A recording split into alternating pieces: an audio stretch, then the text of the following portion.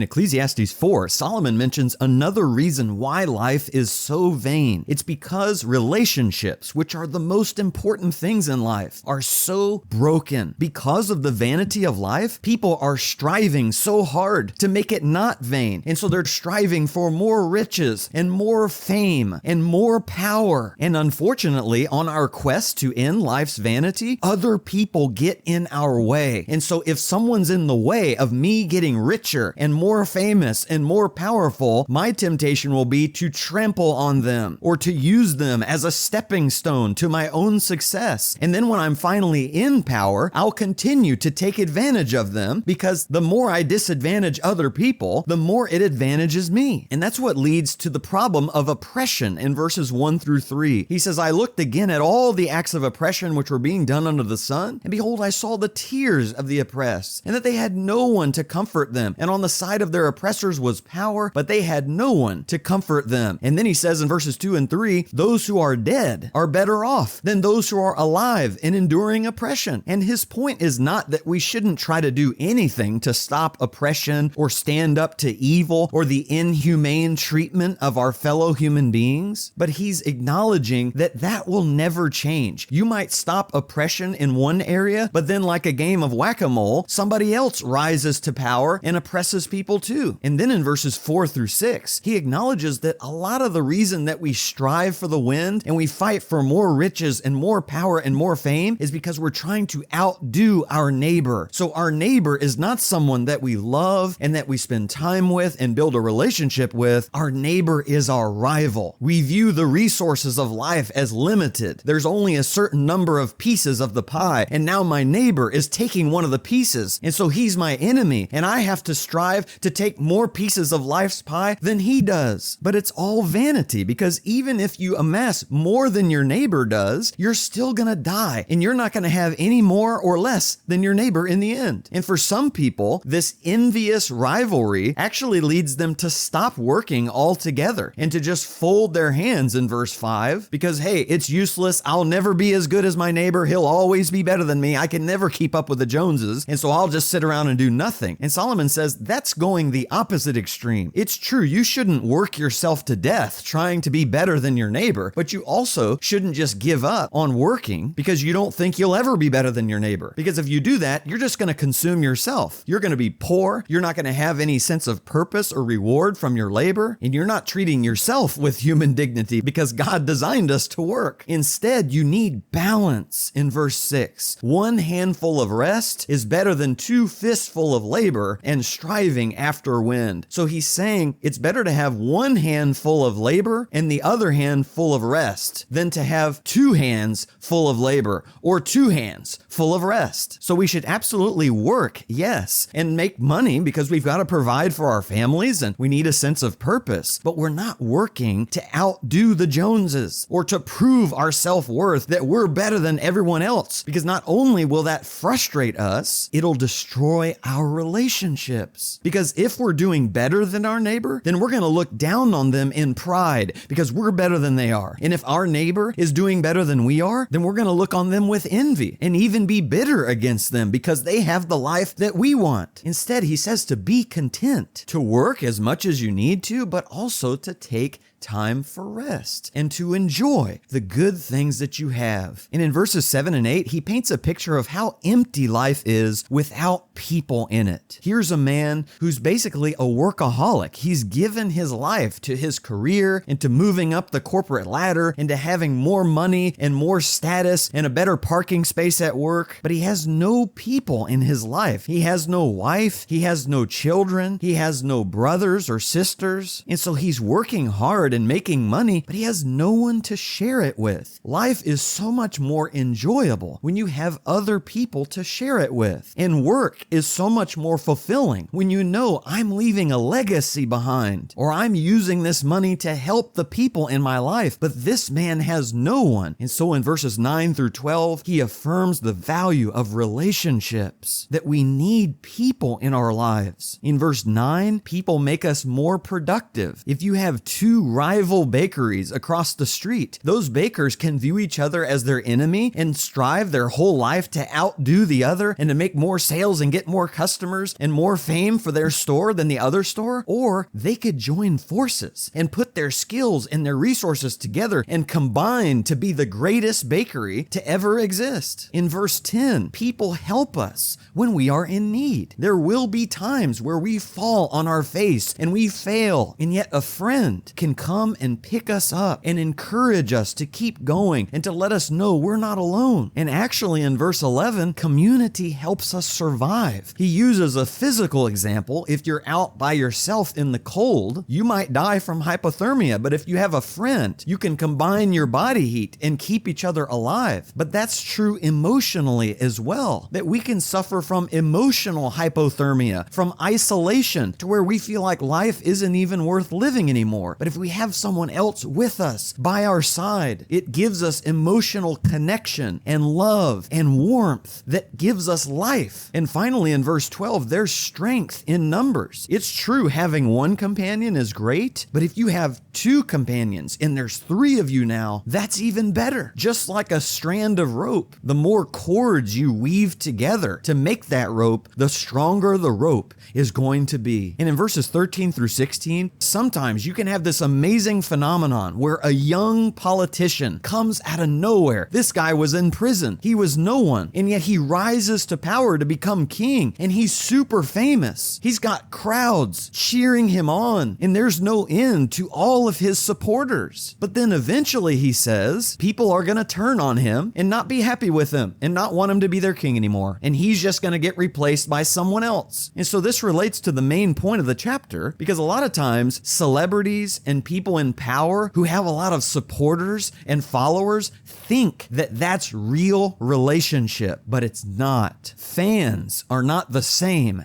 as friends, and most people, given enough time, lose their fan base, and all their striving for popularity and for people to like them is just striving after wind. And so the application for us is to put people over possessions and positions. It's interesting that America is the strongest country in the world financially and economically, but we are also one of the loneliest countries in the world because everyone is doing their own thing, pulling themselves up by their own bootstraps. We are motivated by envy and competition with other people instead of just being content with what we have in our own lives and prioritizing our family relationships and our friendships, because there's nothing more important than relationships. And this points perfectly to Jesus, because when he came, he did not seek out riches or fame or earthly power. He came to seek out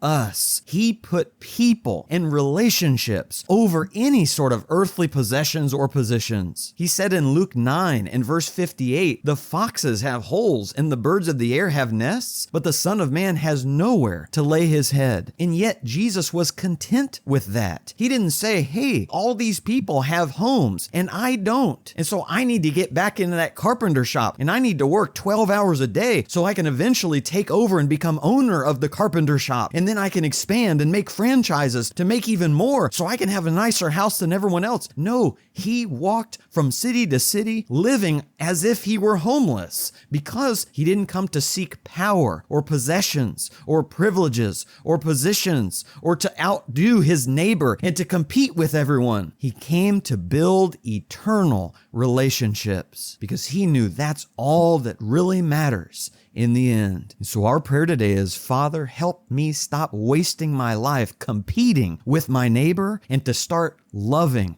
my neighbor. Help me take that handful of rest and to not allow my life to be dominated by work and my career, but instead let my life be defined by the closeness of my relationships with my neighbor and with you.